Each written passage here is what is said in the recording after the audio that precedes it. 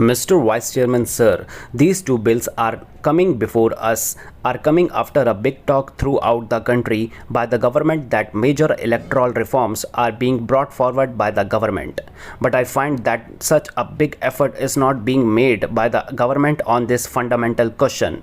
Mr. Minister, while explaining the objectives and reasons behind this legislation, stated that in bringing forward these amendments, the government had taken into account the total experience of the last 50 years, and on the basis of that experience, these amendments were being brought forward.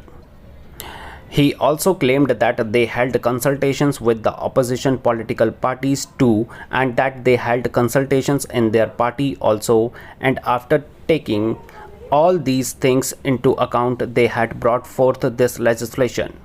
Sir, before I go into the details of these things, I must say that the Election Commission is going to be a body which is absolutely neutral, and they are going to supervise the elections in the country. I do not want to say anything about them, but the reason given today for not holding parliamentary elections in states, my humble opinion, does not stand to logic.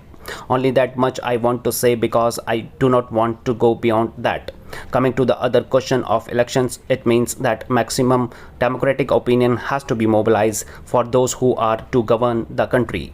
But the experience hitherto has been the central government has had democratic elections that under the present system of elections with 30% of votes, the electorate enables you to rule the country. Sometimes it may be 33% or it may be 40%. That means that majority of the electorate opinions is not giving you support to rule the country. Therefore, our party all along was saying that elections should be based on the principle of proportional representation, which is also called the list system. What are the merits? Merits are many. The main thing is that the country will be ruled by the will of the majority of voters. That is one thing. And the second thing is that the significance of the caste or community of the candidates in election will not come into play. It will not be said that we belong to this caste or this community. At the present moment, these things take precedence over the party to which the candidate belongs, which is relegated to the back position. It is the party which should come to the forefront. If we follow the system of proportional representation or the list system, it will be the party which will come to the forefront. There are many other malpractices associated with election which come into play during the elections. All these should be eliminated. Therefore, all along our suggestion has been that there should be a proportional system of elections, which has not been accepted. We talk about so many evils of the elections, that is muscle power, money power, and sometimes government using its own power to scuttle the election process, and at times this process is interrupted. I may here give an instance as to what happened in the recent elections in Tripura.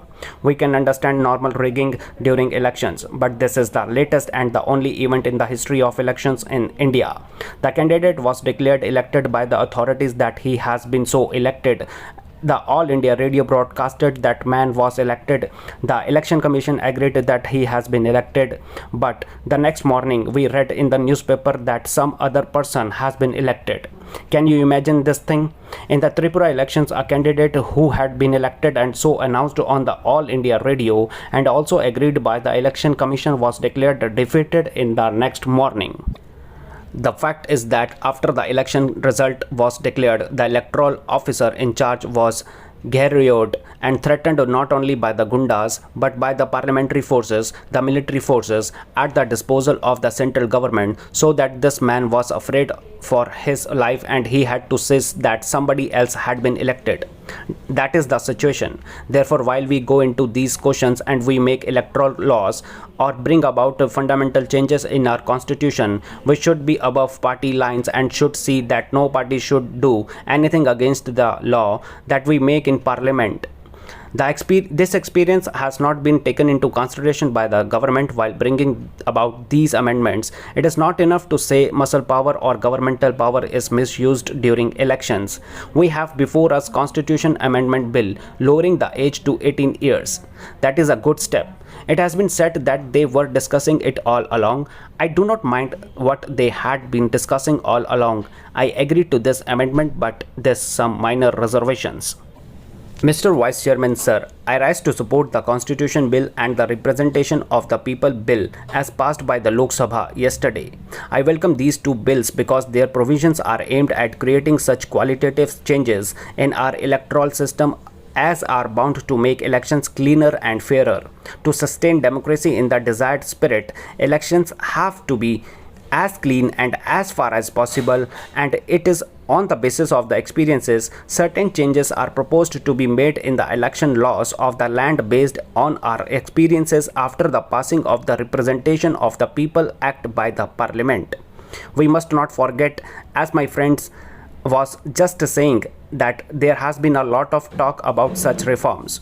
On the one hand, the opposition parties have been demanding, and on the other, our ruling party, the Congress party, has also had its own exercise on the subject. As the minister was telling us, in early 70s joint parliamentary committee discussed in this problem, and last year I must tell you our own party, the Congress parliamentary party, had its workshop on this very subject. After the parliamentary party's discussions, first of all, the parliamentary party discussed it, then the Congress working committee and the AICC discussed it.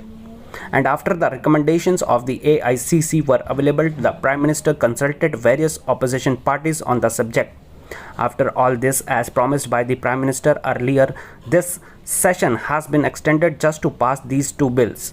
Thereby, ruling party will be fulfilling one of the very important promises made to the electorate.